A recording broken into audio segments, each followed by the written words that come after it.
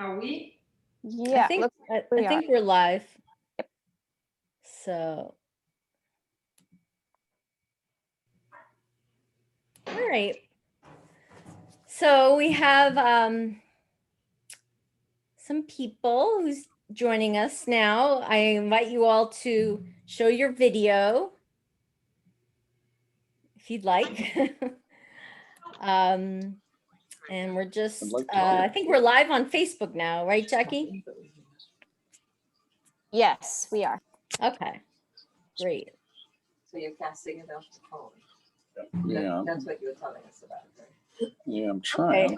We'll see. So, Where's my sound, let me Richard? see. Hi, Jackie and Jim. Hi, Kathy. Can you, oh, I don't have my video on. Like, you think I never did Zoom before. There we go. So is it feeding? It should be. I She's mean, Kathy. we're- That's my friend. Okay. She's, Hi, Mario. Hello. Hello, everybody. Thank you for coming. Is there a camera?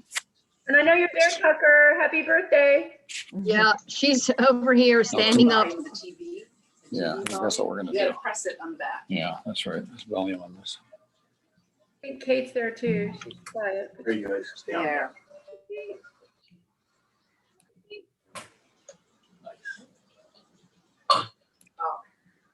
Okay, we got it now. Is that all right? It's so nice here. We tried to set up outside on the front porch. Oh, sweet.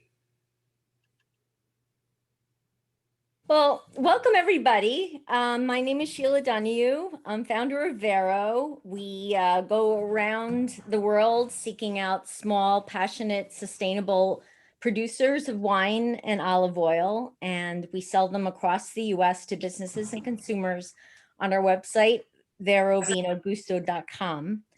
And today we have with us Hilde and Francesca, who are a wine mother-daughter team, 3 generations of women winery owners. And they're in their wineries in Friuli, which is northeastern Italy. And Ruth Ryberg, who's a sommelier.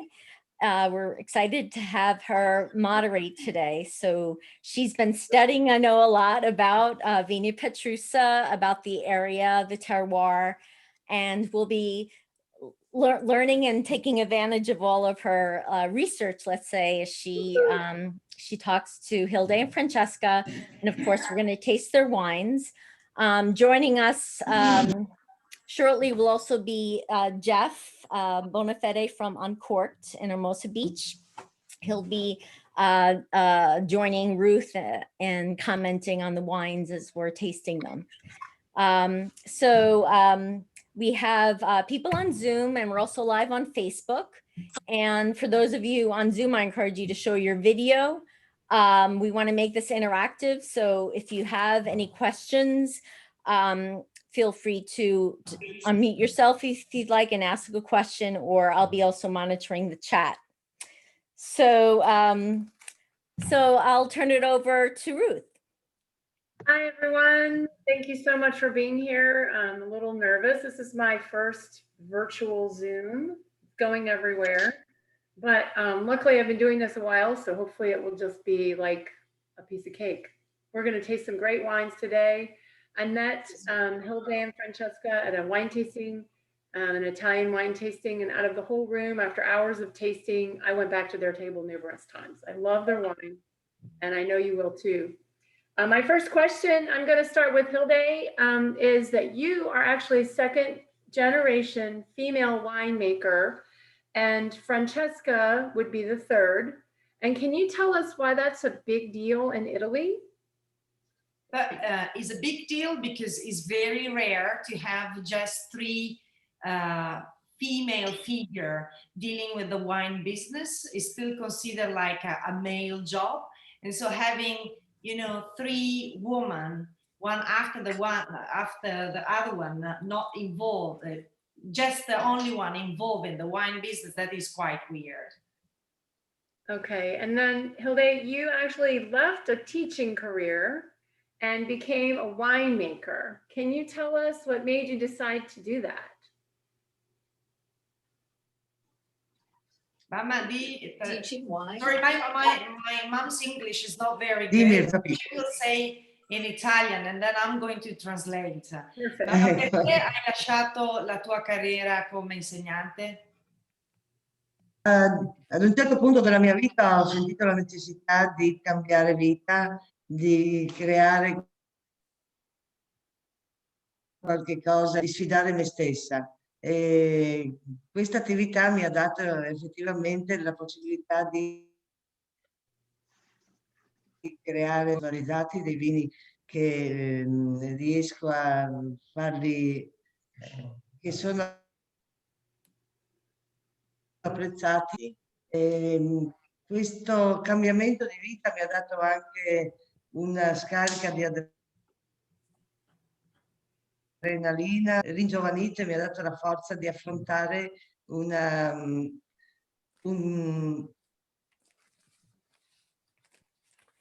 lavoro che è anche faticoso per emergere in questo mondo.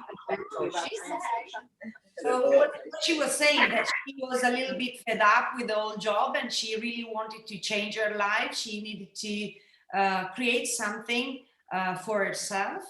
And because it was a family business and she was always being involved, she found when she started to get involved with the wine business, she found new energy. She started a new life and she discovered like a new Hilde, like a second life chance. Oh, And she became probably more, she became stronger, more ambitious and passionate. And the idea to create something by herself helped her to have even energy that she didn't know to have and to do this hard work, because at the end of the day it's a very hard work. It's not yeah, sure. nothing to compare with an office type of job. Right. Okay. So, and my question is, because we're focusing on the woman aspect, was it hard for people in Friuli and the men that were kind of the winemakers that in the industry there, or is it hard for them to accept a woman? Mamma, era difficile farsi accettare come donna? Quando io iniziai erano poche le produttrici femmine, la maggioranza erano uomini e le donne facevano forse la vista è una professione maschile e così che se lo pertanto non veniva preso molto in considerazione la donna. Yeah, her right there on the right side. I think so too. I think that's her on the right. So just, I'm sorry to interrupt you all, but I think there's some noise coming from somewhere. So I might mute some of you, and then if you have a question, just feel free to unmute yourself, but don't take offense if I mute you. We should mute while they're talking and then unmute when we do our it's all good. And what was the, go ahead. So it was very unusual because usually, you know, we are Italian and we are part of an area that was, you know, the type of work that you do in the countryside. We're a big family with a lot of men involved. And my grandfather had a lot of brothers. So when my mother started, it was already unusual, but she was a widow. But when my mom started, everybody was looking at her like, this is just a hobby. It's impossible that she will start to be like, to produce professional wines. And so everybody was looking in a weird way and a little bit suspicious way, her new business, I would say like this. And now at the beginning, there were just few women, and now it's becoming a little bit more common. But I guess that for men, in particular for men producing wine, not for the journalists, not for writers or buyers, but for the male colleagues, is still considered like a hobby, like a woman can do wine for hobby, not as a serious job. Okay. And so that is the type of attitude that they have. Well, and now she's won some awards. So the best winery in Italy was late. Is that right, Sheila? Yeah, Hilde was cited in Venice by Ian D'Agata, who is a well-known Italian wine critic, as being one of the best estates in Italy at the beginning of this year. Yeah, fantastic, by the way, bravo. And so what do they think now? Are they still not wanting to accept that, or do they think she's still having a hobby? Ma cosa pensano adesso che fai ancora un hobby? Sì, come dicevi tu, no? Mm, non è più un hobby, il almeno in Friuli, anche nell'Associazione Donne del Vino, siamo in 78 donne produttrici Now, you know, there was a di vino, big pertanto change in realtà see that at the beginning there were just few women, but when there was this women association about wine, female wine producer, woman wine producer, they started to be involved like a group, and there are like a lot of women in Friuli, like 78 women wine producer in the area. Okay. So but the man still thinks that is a female wine. It's not like a proper wine. It's a Well, female. we'll find out. We'll find out how wrong they are when we get to these reds. We will. So, okay, we're going to get there in just a second. I just have one more thing I want to show everybody. If you look at this picture, you can see that Hilde is the middle generation here. So, but we're going to go on and look at a map now of Italy so you can see where Friuli is. Because many people in this conversation and watching live, they have no idea where Friuli is and they don't know how to say Friuli. So you know the Veneto? And that's where, of course, Venice is. It's a huge area. But if you just look up to the east between the Veneto and Slovenia, there's this wine region called Friuli, and that is where they're located. And my next question, just so everybody can understand, you've had this winery in your family for generations. But what is special about growing grapes and grape growing in Friuli as compared to the Veneto? Because you're very close to Veneto, but it's a very different sort of climate. Can you just touch on that for a minute? I can, without translating, I can, to my mom, I can Sure. answer to these questions. Are two totally different areas. Then in Veneto, there are different area as well. But the big difference is that the Veneto is flat, is a flat land. Why the main characteristic of Friuli is small hills with in particular in these areas, there is a big difference of temperature between day and night and very strong winds that creates the main characteristic of the wine produced in this area. So is the type of soil that mainly Ponca in the area where we are, that is much more mineral, and you find all these characteristics on the wine that we produce and the other producer of the area. Another difference that I am aware of is that it was a crossroads. So back in history, we had influence from the Habsburg Empire, you had Napoleon's influence, and then being so close to Slovenia, there was a USSR influence before that changed. So how did that influence the grapes that are planted there? Yes, because this area under the Austrian period was considered like an important area, and the Austrians were going on holiday and were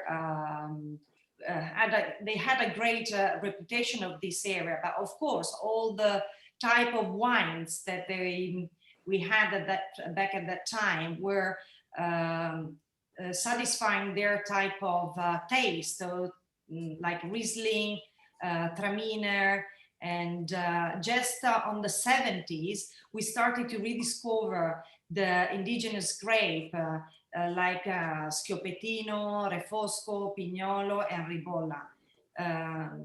So that is. And also, I've been told that there, and I know, for example, I've had a lot of Friuli Merlot, And there are international grapes planted there too because of the influence of Napoleon, I believe. Yes. Anyway, so it was a crossroads, and that makes it important. So we're going to go and taste our first wine. Everybody's probably already busted into them, and that's fine. But I'm going to walk you through the first wine, which is the Ribolla Gialla. And you have to correct me if I'm wrong in the pronunciation, because I don't speak Italian, and I'm going to want to give it a little French flair every once in a while.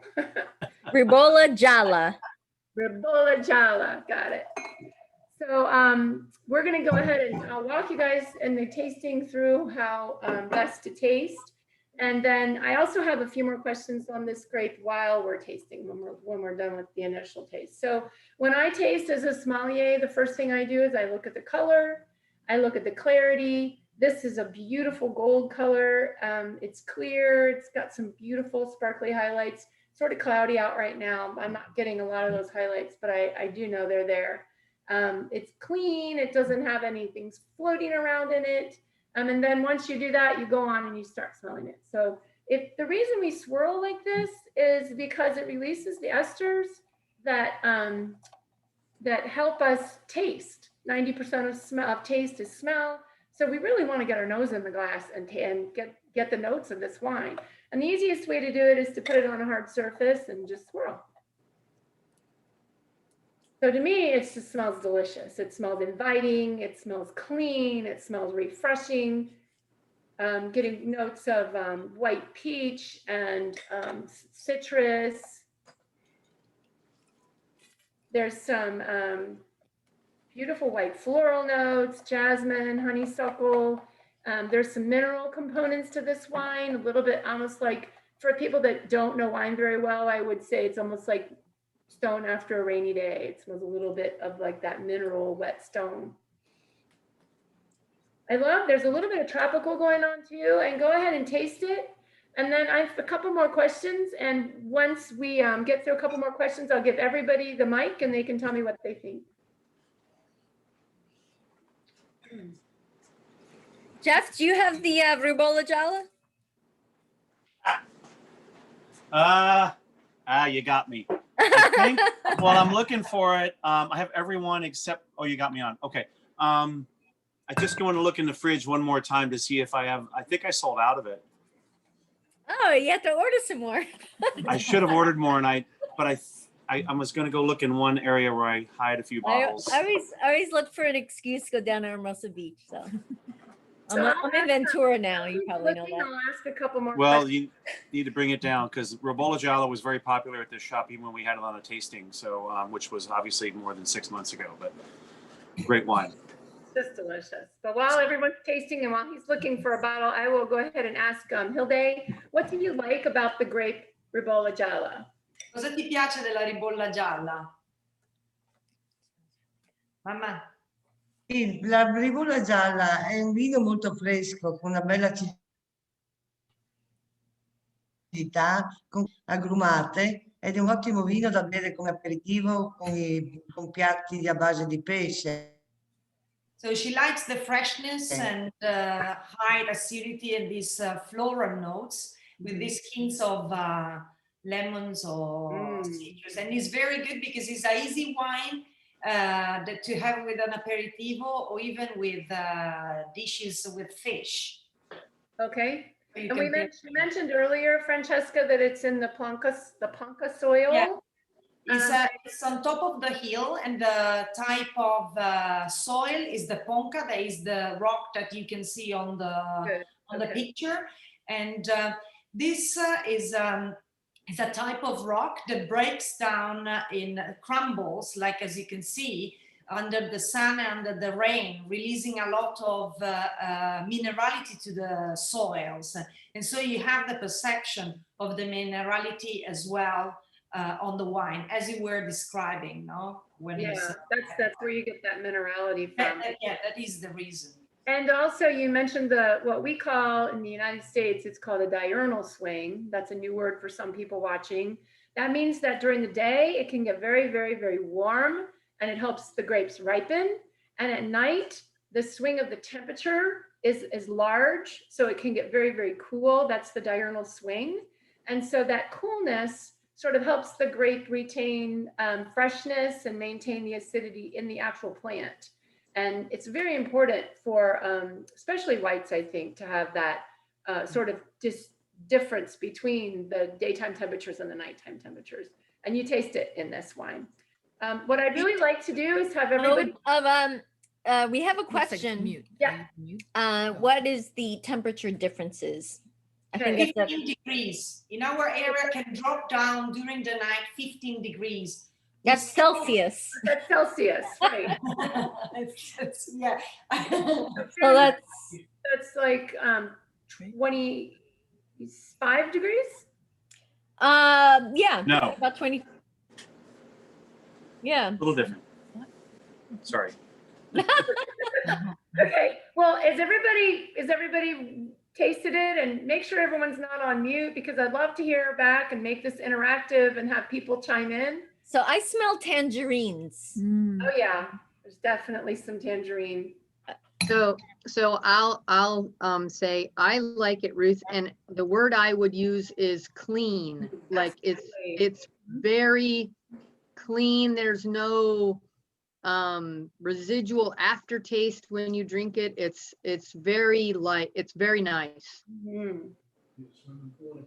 So it reminds me a lot. We just had rain for the first time in a million years, it feels like, here in Southern California. And it reminds me of petrichor, you know, the smell of rain, fresh rain, especially yeah. like when it's hit the sidewalk or hit the asphalt. There's a little bit of the asphalt kind of sulfurish smell, but there's also that whetstone. So cement is made out of limestone. So yeah, it's kind of, I get that fresh rain smell. I like it. I like it. It's beautiful wine. I want to hear if Mario has any comments. I'm going to call you out, Mario. You and Leslie. I know you're there. Maybe he's on mute. You hear me? Yeah, there you are. I detected just some faint coconut. Okay. Little tropical notes. Mm. Do that. So this is a winner to me. Jeff, I don't know if you ever found a bottle. Did you find one? I didn't. I carry several Ribolas. I even have a Ribola from California. Really? But I need to get more. I'm a huge fan of Ribola Gialla. You know, it's like from back into history, you know, when Napoleon or anybody came and they came to that region of Italy, you know, they always wanted to taste their best Ribola because it was always revered as the royal white, you know, grape of the region. And yeah, appreciate your input. That's interesting. I just love this wine. it's a beautiful wine. It really is. And there's a touchstone that kind of annoyed me a little bit because when you were talking about Vigna Petrusa and how they're kind of viewed as the women made wines, and there's no difference. All these wines are great, you know, and whether it's, you know, I thought that was interesting. And having that feeling. Imagine Yeah. being a winemaker. Yeah. So Ruth, I wanted to just ask Jackie and Jim, are you there with your friends or is it just the two of you? I think they're on mute. Hello. Are you there? Yeah, are you there? Are you there with your friends? Oh, there you are on a video. Oh, the video was even, oh, there's Jim even on the video for a second. So, Can you what see do you- our? now we can see. We are talking to you from Central Florida. Yeah. And so, what do you guys think of the wine? Oh, yeah, you have there. Like you said, nice and clean and delicious and very drinkable. Yeah, very easy to drink, in particular when in hot weather, you drink a lot of Ribola Gialla. Yes. Yeah. And it's hot enough today where I just go through this in no time. Let me just tell you. I'm gonna move us along if you don't mind. Just one more thought about this wine. I could totally see it in the summer in the warm weather, but I think this could be a nice Thanksgiving wine too. I do too. I was gonna bring that up with the next wine too, because there's Thanksgiving trio that Sheila has on the website. So we'll talk about that in a minute because I think you can add it to Thanksgiving. Yeah. So the next grape that we're going to talk about is, and I got this wrong the first time, but it's Refosco. Refosco. Refosco. So this is really beautiful. I hadn't tasted it in a while when I tasted it today. This. So this is the grape. You can see the picture of what the grape looks like. And Hilde, I have a couple of questions for you about this one. This is again in the Ponca soil. Is that right, Francesca? Is the downhill is still full of minerality, but it's not just Ponca.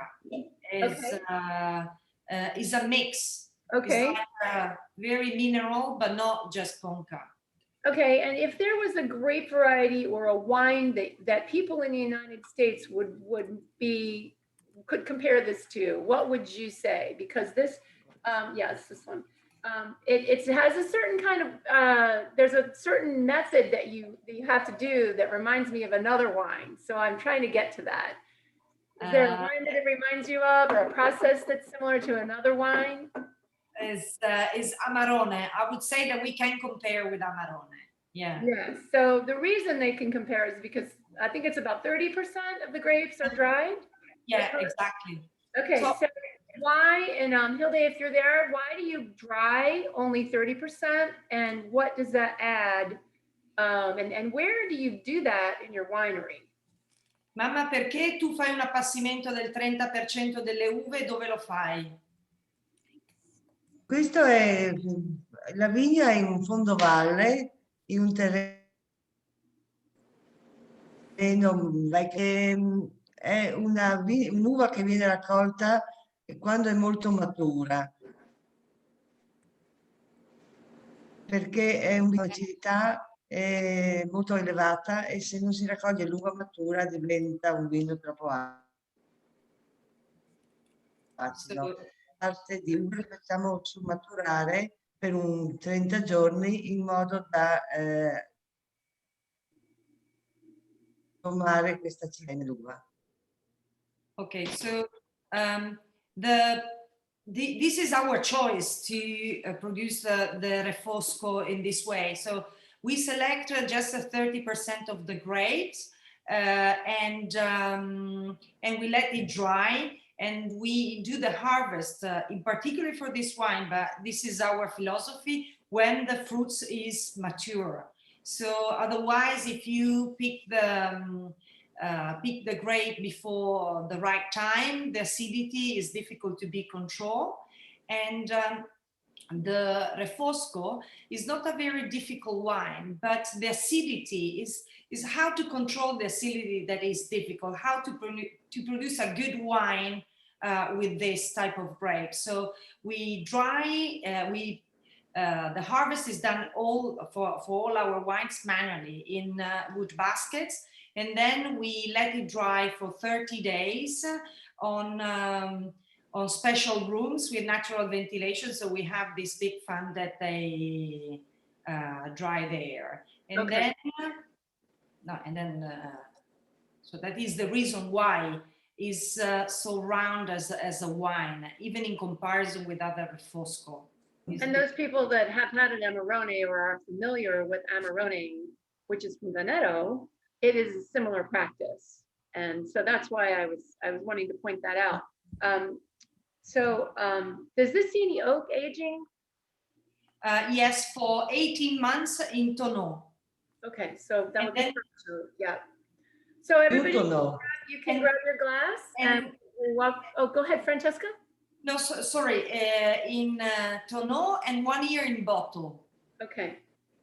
So there are, in Italy, there are definitely different aging. Ed è un vino che invecchia bene per 10 anni. So is aging very well up to 10 years. L'acidità. So this one is, what year is this one? Does everybody have the same vintage? 2016. 2016. Yeah, it's beautiful. So again, everybody, if you haven't already, go ahead and put your nose in there. Does everybody get that candied, very ripe, jammy fruit on the nose? It's raspberry and dark cherry. That's the first thing I get. And that is because of the drying, that when they dry those grapes, they really become raisinated. And so that the proportion of flesh to juice is, you know, there's not very much juice at all. So they become very, very concentrated in flavor. So you get some of that ripe fruit, and then they blend that in with the other Refosco. And so it's not overly jammy. It's just very well balanced. Am I on track there, Francesca? Great. Yeah. No, the description is correct. I love, this is one of my favorite red wines. It's beautiful. Because there is, it's round, fills your mouth, has a very good smells of, as you were saying, like dark cherry, jam, and then some plums. And then there is some hints of pepper. Yeah. So I'm not going to spoil everybody's fun here. I'm going to open it up to everybody else and see what everybody else is getting, because this is kind of what I do all the time. I can support anything that anybody says, but let's open up the mute buttons and see what people think of this wine. This wine, I'll say really quick, this wine is an excellent wine for Thanksgiving. Mm-hmm. I have to say it to everybody in North America. That's where I was going to introduce that idea. Very good. But it's a very, so the what you described is great, Ruth, you know, with the flavoring, but the weight is beautiful. It's a medium weight wine. It's not a heavy wine, because a lot of people can get a misnomer from that description and think, oh, jammy, you know, raisin big cherry and raspberry. And I go, whoa, whoa. This wine does not clamp down on your palate. It dances on your palate, and it will definitely dance with beautiful, you know, light to medium salty and acidic foods that you're going to have for Thanksgiving. Great wine. Yeah. Anybody else have any comments? I smell herbs. Mhm. Lots of, I was getting like a tomato stem or tomato leaf. That was That's one very of the possible. foods that I pulled out. I get like dried herbs. I don't know. Yeah, oregano, basil. Yeah, oregano, dried oregano. I was getting licorice also. Mhm.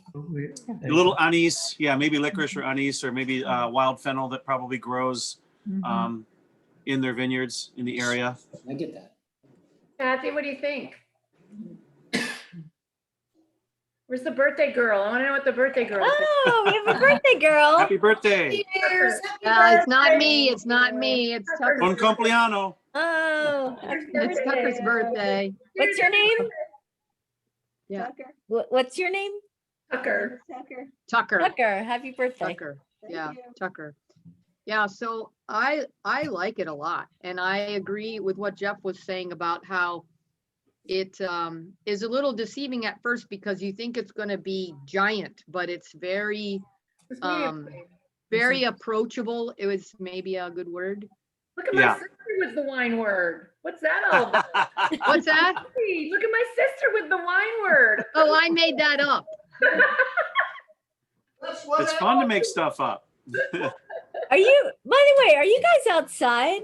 Yes.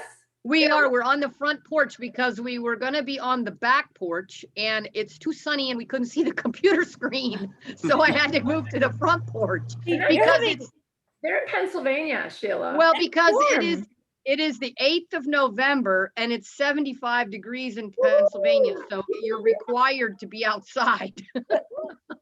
It's only 59 in Southern California right now. Yeah, that's what I heard. I saw a face up there that I hadn't really seen yet. Kate, I saw your face. I know you're there. I don't know if you have your mute button off or not, but I know you love this wine. Are you there? Can you hear me? Can you hear me? Yeah, we can. Hey, Yes, Kate. I like this. I especially like how it finishes. And I agree with the gentleman from the Uncorked. That's very, or somebody said it was very approachable. Maybe it's your sister. My sister, yeah. Yeah. Jammy flavor. I agree with all that. It's just really delightful. Lovely. The white was great also. Yeah. So the white, I believe, is done in 100% stainless steel. Is that right, Francesca? The Refosco. No, the white, 100%. The white, yes, just stainless steel. Okay, And yeah. from this year, because we always want, once you get to the level that you think that the wine is perfect, we always decide to change something and to challenge ourselves. So from 2020, we decided to give a little bit more personality to the Ribolla Gialla, and we want to try to produce some Ribolla Gialla in oak. Oh, you are, but you Yeah. haven't released it. In Tonneau for 6-8 months. So this Okay. year we are going to produce Ribolla Okay. Gialla Well, we'll look forward to in a that. different way, to give more personality, to give him more persistence. So we will Okay. see if it's a good experiment or not.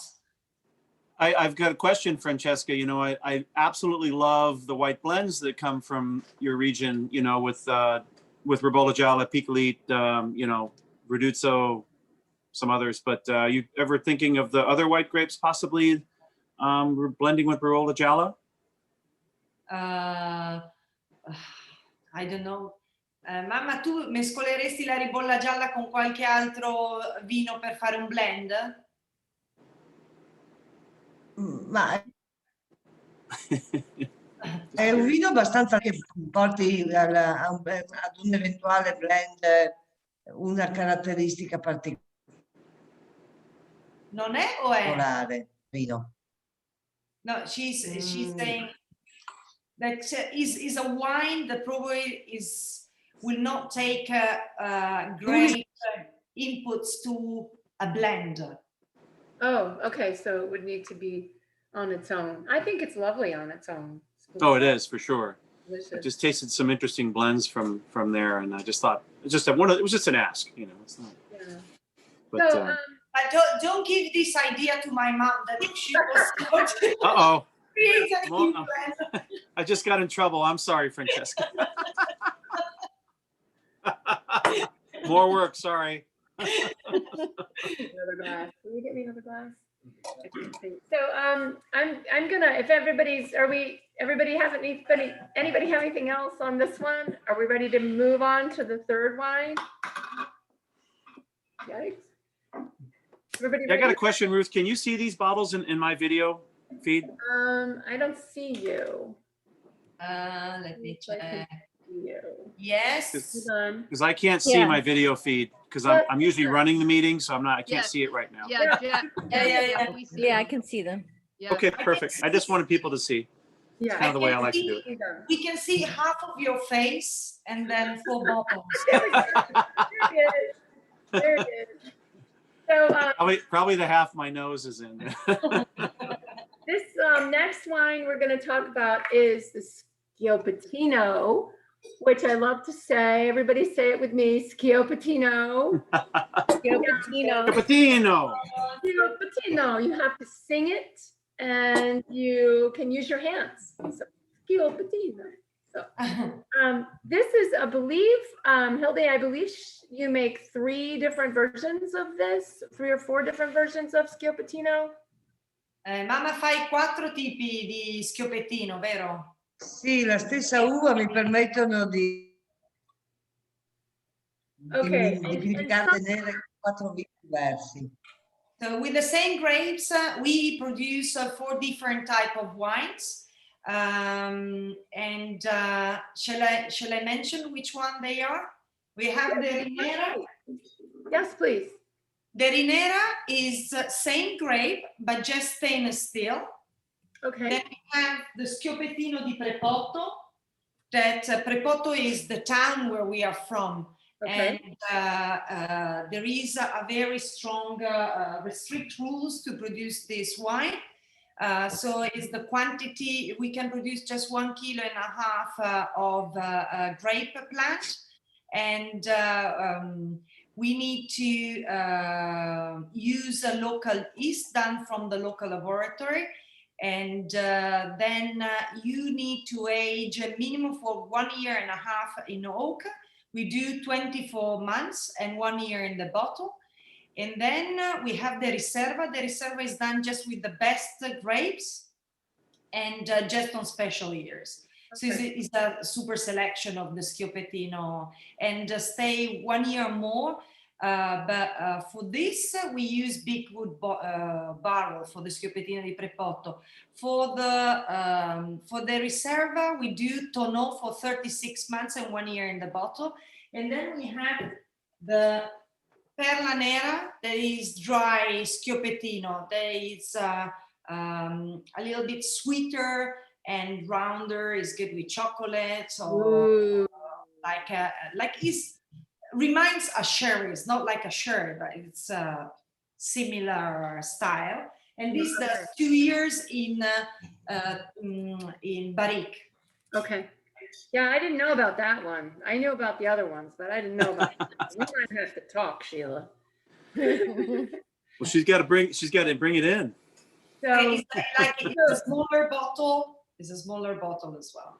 oh yeah, it's the 50 mil 550 Yeah. mil. That looks like a 500, 500 is what I'm thinking. Yeah, 500. Yes. half liter. There you go. Half liter. So I know that some people ordered the Schioppettino that's not the Reserva. And some people, like me, have the Reserva. So what I'd like to do is have the people that have the Schioppettino taste theirs first and tell us what they think of that line. And then we'll go and we'll talk about the Reserva. So if you could let me know if you have the regular Schioppettino, it doesn't say Reserva on the bottle, you're going to be put on the spot because you're going to taste it for us. Well, we sell it uncorked, of course. Okay. We love so it. we have the De Prep. Schioppettino, yeah, Prepotto. Prepotto. Gesundheit. Now that we have that. Sorry. Actually, they We have both the- say Propoto, but one will say Reserva But on the yeah. bottom. So Kathy, you're on. What you got? This is We're my the only engineer. people This that is my got this engineer sister. What? We're the only people that got this one. No, I think some other people have it. I have it. Okay, Deb. We're tasting it. I'm sure Sheila has it. Yeah. Beautiful wine. I'm a real sucker for Schioppettino. Thank you. Thank you. The one thing that Yeah. Schioppettino There you go. Yeah. loves is age. I think you're right. Yeah, But right. this one is beautiful. 16. This is a what do we got? 2016 vintage as well. Yeah, we're tasting the 2016 non-Reserva. But Kathy, this tasted a lot of aged Schioppettino. I sell a couple others too. I'm lucky to get a few bottles here and there that kind of save them for some of my wine geek buddies. But it's just an amazing wine with about 5 to 10 years bottle age on it too. But this is a beautiful wine. Yeah, I agree. Little bit of espresso notes along with the similar fruit characteristics that you might find in the bottle of Fosco. A little bit more weight. Yeah. But Definitely some herbs. Definitely some fennel, wild fennel or anise. Got a medium to long finish too, which is really nice. It's pepper. Yeah, I might get pepper now. I'm serious. Yeah, a little bit of white pepper and a very smooth tannin grip. Kathy, Really- did you get anything else? No, that was a lot of things. From You know what I got that when I had it, because I had it like 2 weeks ago. I love the earthiness to it. There's Yeah. an earthy soil component to it that is a really perfect balance to the fruit. And I get that on a lot of Italian wines simply because, under all the topsoil, it's volcanic pretty much everywhere. But Right. this wine, it was interesting to me to taste the Reserva today, which didn't have as much of that earthiness. So if you are a kind of person that likes your red wines to be earthy, I would recommend the regular Schioppettino because you've got the earth and the fruit and the spices and the herbs. But then on the Reserva, I didn't get as much earth.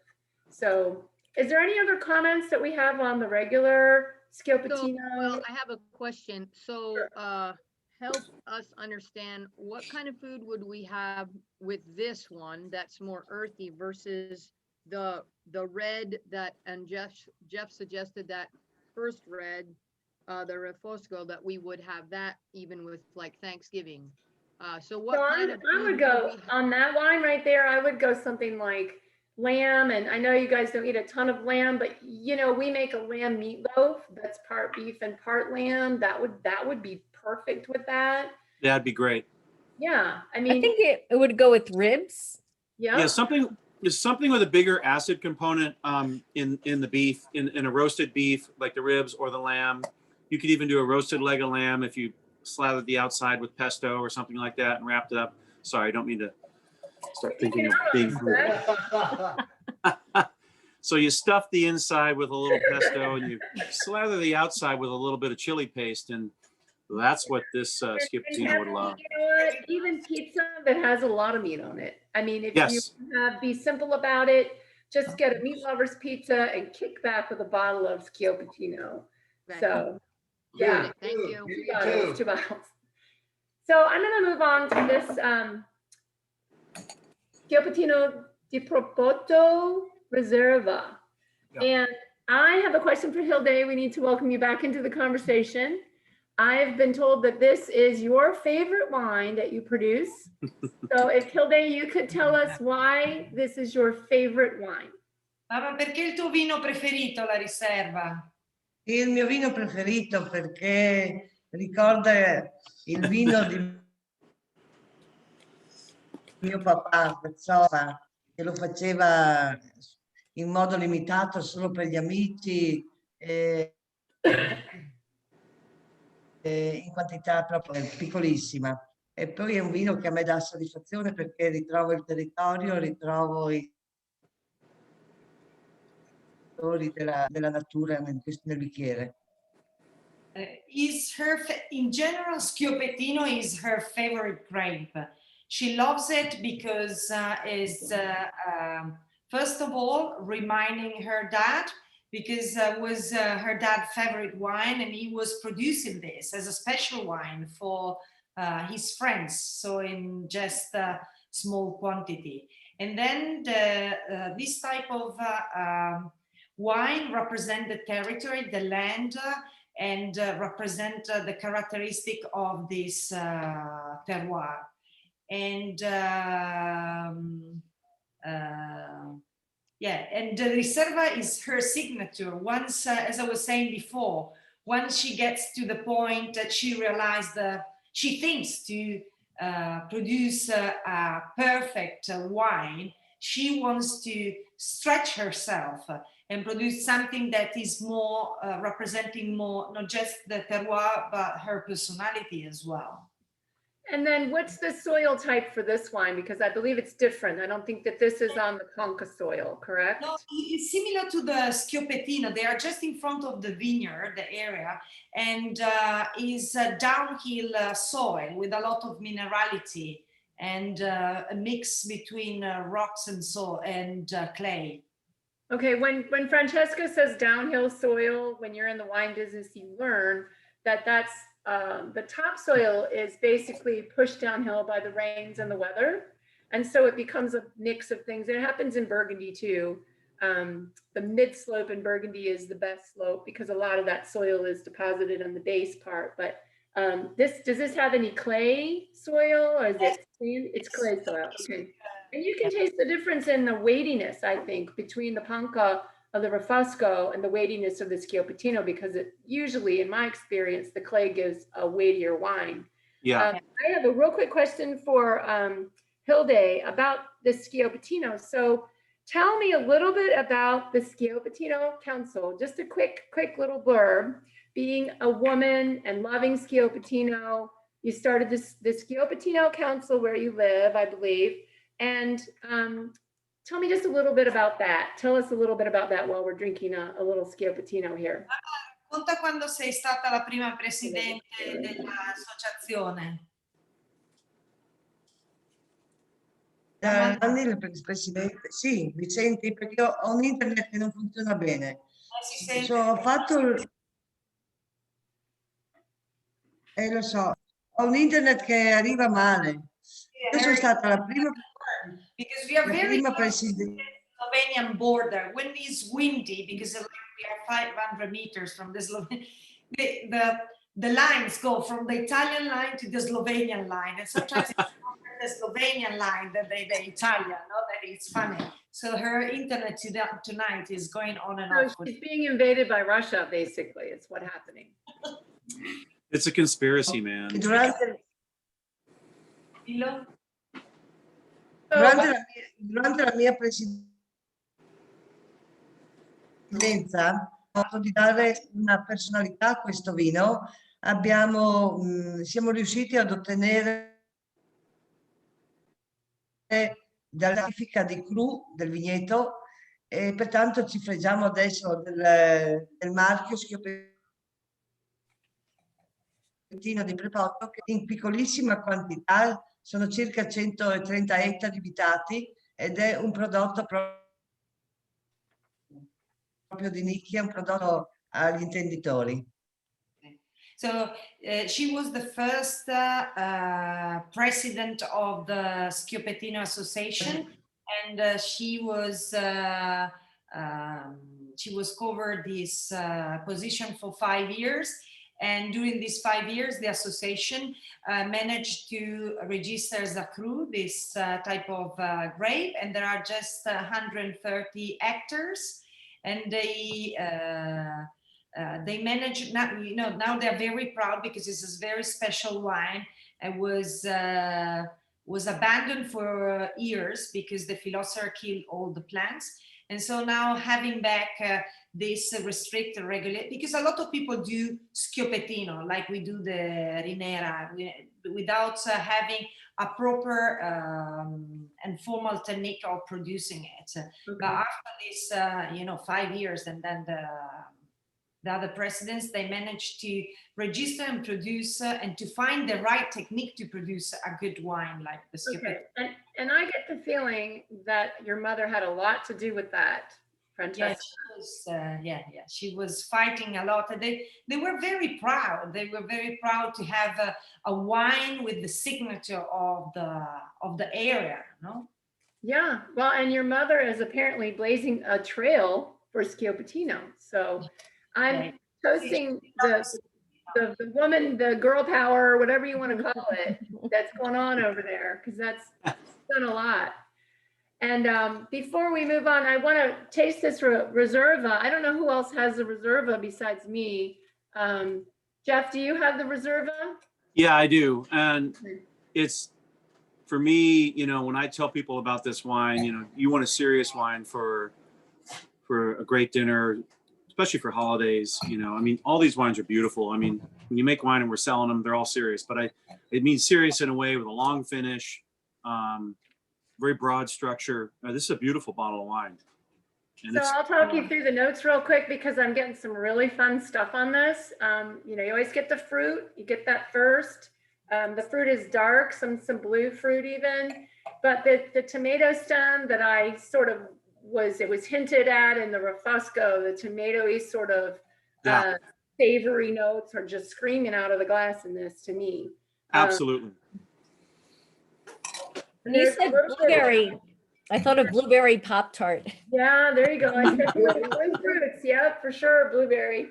And that earthiness that's more earthy on the non-Reserva, to me, it goes here to old leather and a little bit of tobacco. And if you have somebody in your wheelhouse that loves California Cab and they don't know Italian wine and you want to give them a really, really nice Christmas present, this will blow them away. As they say in California, for sure. For sure. So, did anybody else have comments? Because we only heard from Jeff and me and Kathy a little bit. What does anybody think of this Schiopettino? Paul, do you want to chime in here? Paul's already done with his. He has to have some more. On my second pour of it, that's for sure.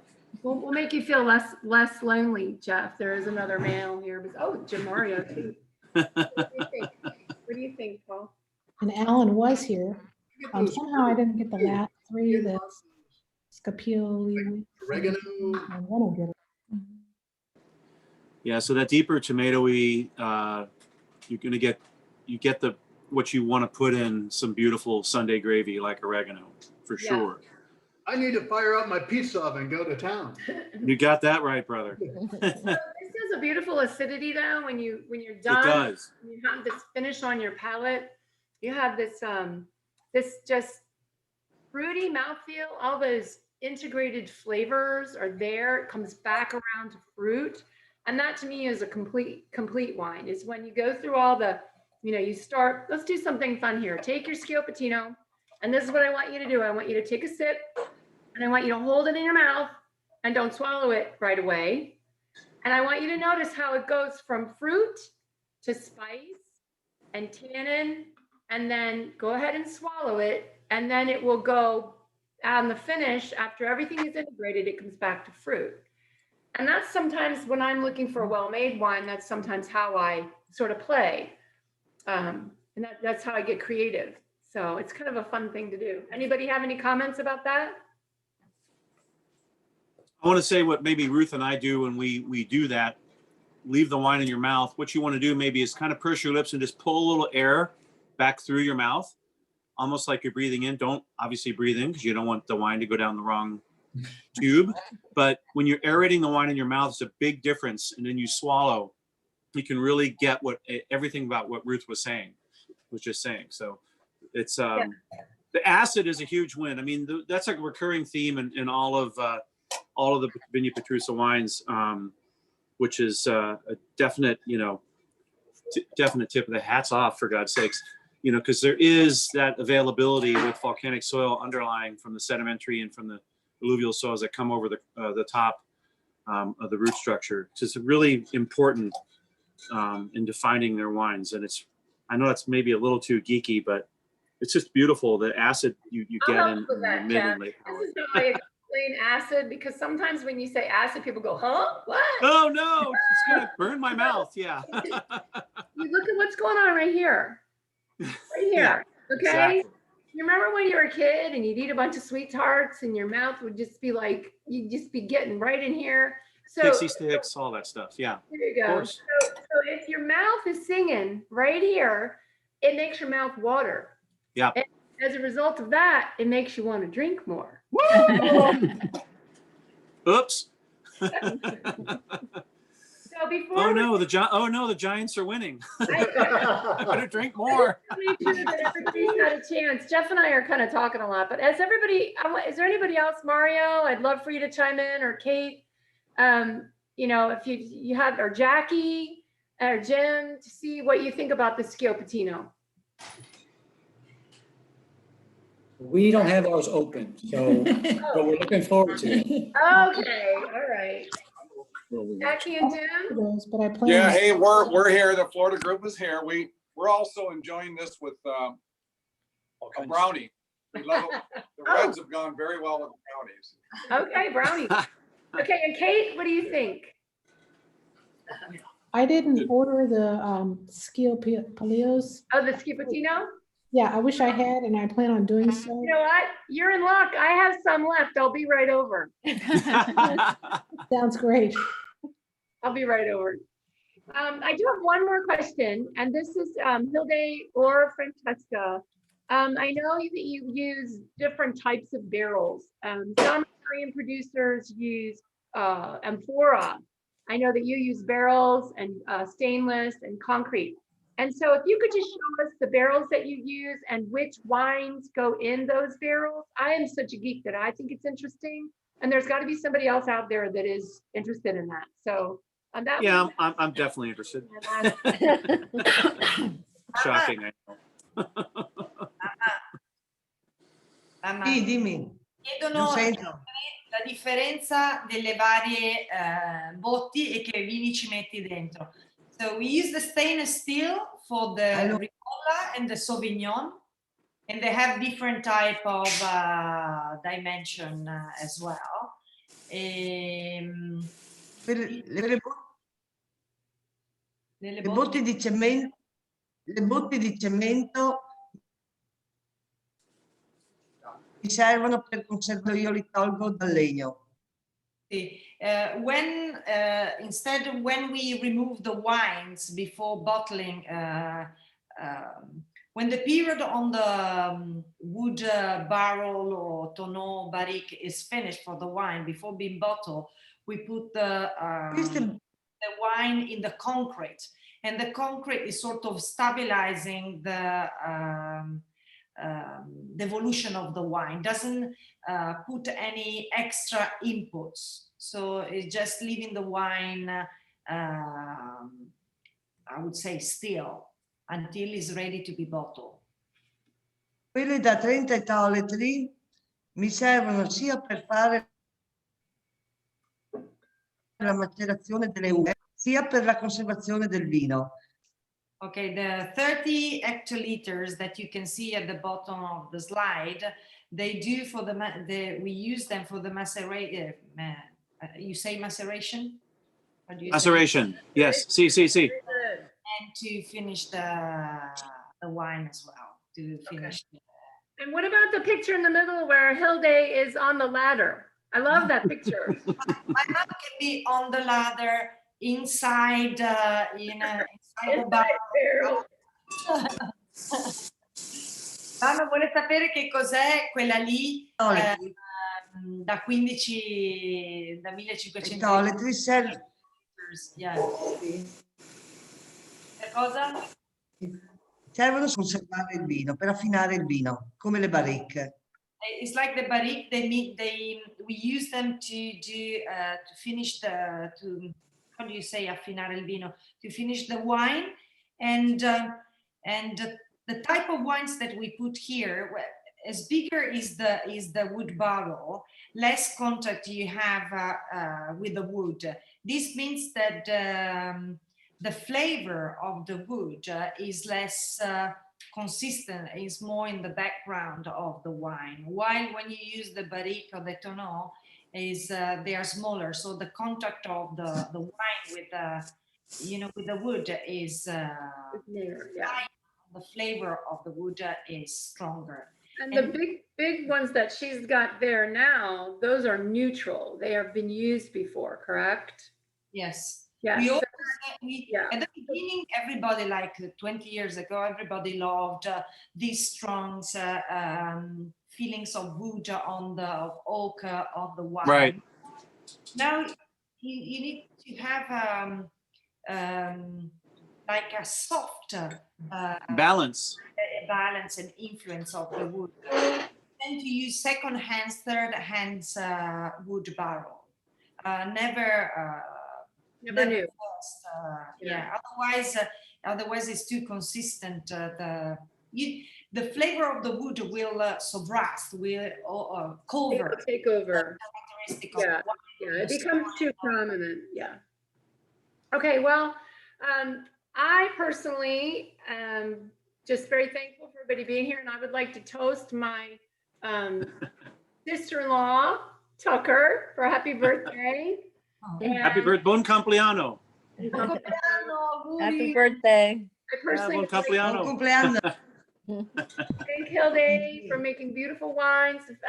Francesca, before we leave though, we've sort of included you in the third generation female. Just give us an overall of what your job is at the winery. Considering that it's a small business, it's a family business, I do whatever is necessary. So I help in the vineyard, I help in the cellar, I do marketing, I go to the fair, I do presentation, I do this event in Zoom. So I try to do as much as I can. So a little bit of everything. You wear a lot of hats. And keep your mom out of trouble. So, Can I say one thing really quick? yeah, go ahead. I'm going to ask a question. Go ahead, Jeff. So really quick, just a little touchstone on the wooden big barrel permits the effects of micro-oxygenation. That is all done by Hilda by hand and her staff.